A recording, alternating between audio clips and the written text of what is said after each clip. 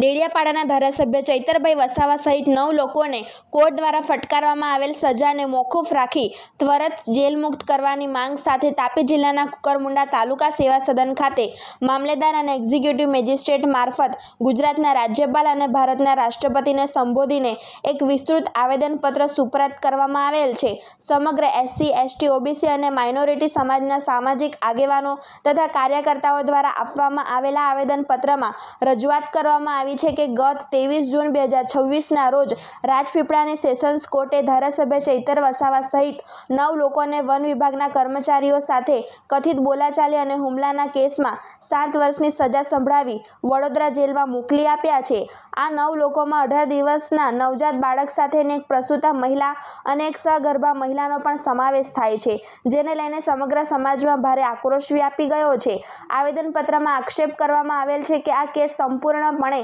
રાજકીય બદલો લેવાની ભાવનાથી અને સરકારી સત્તાનો દુરુપયોગ કરીને ઊભો કરવામાં આવેલ છે। ચૈતર વસાવા આદિવાસી સમાજ, અનુસૂચિત 5, પૈસા એક્ટ, જળ જંગલ જમીનના અધિકારો તેમજ વિસ્થાપિતો અને સરકારી કર્મચારીઓના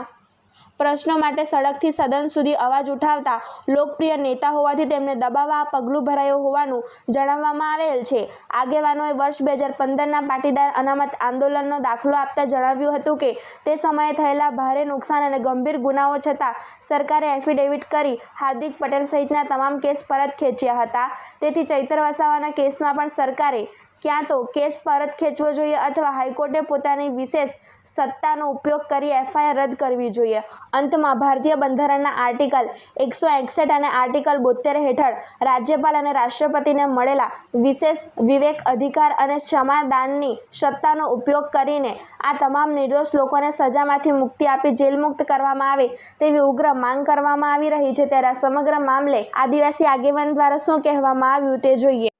जय जोहार, जय आदिवासी। आज रोज तारीख 30/6/2026 ના રોજ એક આવેદન પત્ર આપવા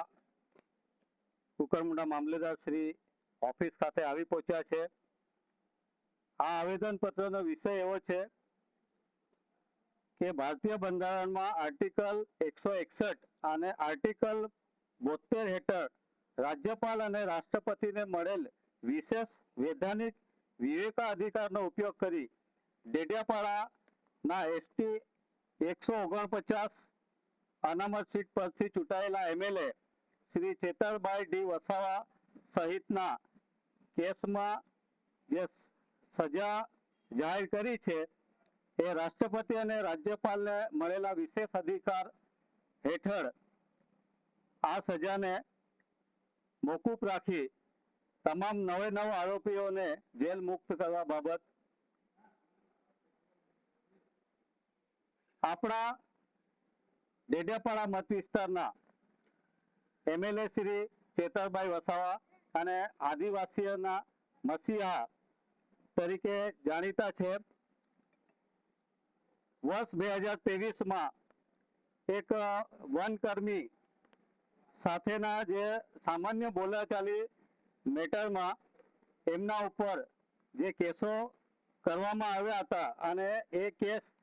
રાજપીપળાની કોર્ટમાં સેશન કોર્ટમાં ચાલી જતા સામાન્ય બોલાચાલીના કેસમાં ચેતરભાઈ વસાવા સહિતના 9 આરોપીઓને જે 7 વર્ષની સજા ફટકારવામાં આવી છે એના સમર્થનમાં અને જે સરકારે જે તાનાશાહી નીતિ અપનાવી આ એમએલએ ચેતરભાઈ વસાવાને અને સમગ્ર આદિવાસી સમાજના અવાજને દબાવવાનો જે પ્રયત્ન કરવામાં આવ્યો છે એના વિરોધમાં અમે આ આવેદનપત્ર આપવામાં આવ્યા છે। સાથે સાથે દેશના જે બંધારણીય કાયદો છે 1951માં લોક પ્રતિનિધિત્વ ધારો એ ભારતની સંસદનો એક કાયદો છે જે દરેક કાયદાના વિધાનસભા ગૃહો અને સંસદ ગૃહની ચૂંટણી યોજવા સભ્યો માટેની લાયકાત અને ચૂંટણી નિરાકરણ માટેની જોગવાઈ નક્કી કરે છે, જેને કાયદા મંત્રી ડોક્ટર બી.આર. આંબેડકર દ્વારા સંસદમાં રજૂ કરવામાં આવ્યો હતો। આ કાયદો ભારતના બંધારણની કલમ 337 હેઠળ પ્રથમ સામાન્ય ચૂંટણી પહેલા સંસદ દ્વારા ઘડવામાં આવ્યો હતો અને 27 જુલાઈ 1951 થી લાગુ કરવામાં આવ્યો છે. આ કાયદા હેઠળ દરેક લોક પ્રતિનિધિત્વને અધિકાર આપેલો છે અને ચૂંટાયેલા પ્રતિનિધિ તરીકે પોતાના વિસ્તારમાં અને દેશના આદિવાસી સમાજના હક અને અધિકારો ઉપર આ મનુવાદી અને તાનાશાહી સરકાર જ્યારે ખોટી રીતે એને ઉશ્કેરી એનો અવાજ દબાવવાનો પ્રયત્ન કરવામાં આવતો હોય ત્યારે આપણા લોકલાડીલા અને આદિવાસી મસીહા તરીકે ઓળખાતા આદરણીય ચેતરભાઈ વસાવા સાહેબને એને ખોટી રીતે એક સામાન્ય બોલાચાલીના કેસમાં એમને 7 વર્ષની સજા સંભળાવવામાં આવી છે અને સાથે સાથે એક 18 વર્ષની જે પ્રસૂતિ થયેલી મહિલા કે જેમની પાસે એક 18 વર્ષનું નાનકડું બાળક છે એમના ઉપર પણ દયા કર્યા સિવાય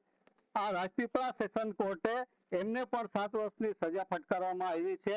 એનો અમે સખત વિરોધ કરીએ છીએ. સાથે સાથે એક સગર્ભા મહિલા પણ એમની સાથે છે અને એમના પણ આ 7 વર્ષનો જે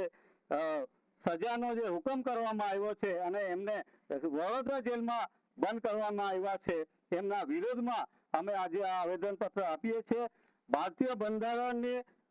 અનુસૂચિ 5માં અને કલમ 244(1) હેઠળ જે અનુસૂચિત 5 વિસ્તાર ડિક્લેર કરવામાં આવ્યો છે એના જે અધિકારો છે એ આદિવાસી વિસ્તારમાં જે જંગલ જમીન છે એ જંગલ જમીનને ખેડવા માટેનો એક વિશેષ એક અધિનિયમ વન અધિનિયમ 2006 એ આ સંસદે ભારતની સંસદે લાગુ પાડ્યો છે. ત્યારે આ અધિનિયમ અંતર્ગત આદિવાસી જે સમાજ છે એ જંગલની જમીન ખેડીને પોતાના પરિવારનું ભરણ પોષણ કરે છે. ત્યારે આ મનુવાદી સરકારે અને તાનાશાહી સરકારે આ આખી સિસ્ટમને હેક કરીને અને વન વિભાગના જે અધિકારીઓને એનો ખોટો સત્તાનો દુરુપયોગ કરીને ચેતરભાઈ વસાવા અને જે ખેડૂત હતા જેમને જંગલ જમીનમાં જે કપાસનું વાવેતર કરેલું એ કપાસના ઉભા પાકને એ નષ્ટ કરવામાં આવ્યું હતું. એના વિરોધમાં જ્યારે માન્ય ચેતરભાઈ વસાવા સાહેબે એમને પ્રશ્ન કરવામાં આવ્યા ત્યારે એમના ઉપર ખોટા આક્ષેપો કરીને ખોટા પુરાવા ઉભા કરીને આ સરકારી તંત્રને એમના ફેવરમાં કરીને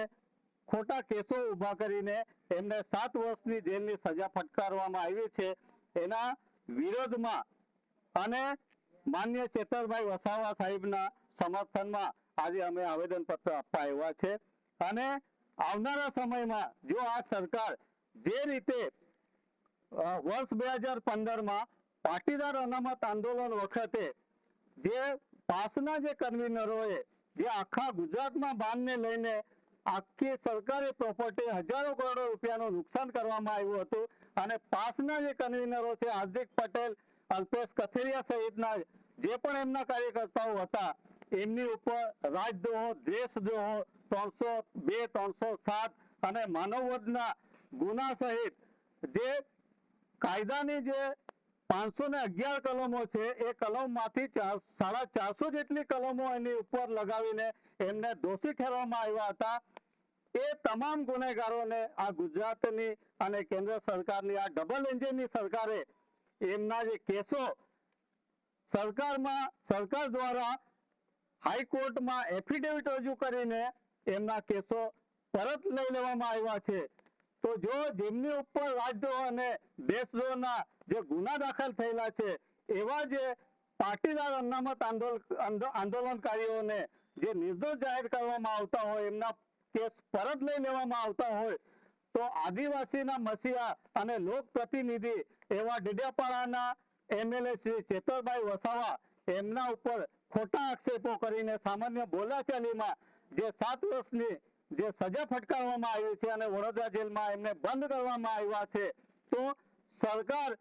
જે રીતે હાર્દિક પટેલ સહિતના જે પાટીદાર અનામત આંદોલનકારીઓના જે કેસ વાપસ લઈ શકતી હોય તો MLA ચેતરભાઈ વસાવા પર ઉપર જે લગાવેલા આક્ષેપો અને એમને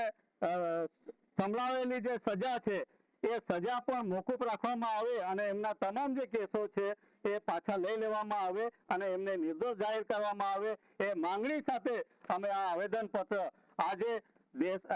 ગુજરાતના રાજ્યપાલ અને દેશના રાષ્ટ્રપતિને ઉદ્દેશીને આ કુકરમુંડા મામલેદાર એક્ઝિક્યુટિવ મેજિસ્ટ્રેટ મારફતે અમે આ આવેદન પત્ર આજે સુપ્રત કરવા આવ્યા છે. જો આવનારા સમયમાં ગુજરાત સરકાર એમએલએ ચેતરભાઈ પર જે ગુના દાખલ કરેલા છે તે પરત ના લેવામાં આવે તો આવનારા સમયમાં આ ગુજરાતમાં રાજસ્થાન, મહારાષ્ટ્ર અને મધ્યપ્રદેશ આ 4 રાજ્યોના જે આદિવાસી સમાજના આગેવાનો અને આદિવાસી સમાજ આ ગુજરાતની સરકાર સામે વિરોધ પ્રદર્શન કરશે. એ સાથે આવેદન અમે આપીએ છીએ. જય જોહાર, જય આદિવાસી. ચેતરભાઈ तुम आगे बढ़ो.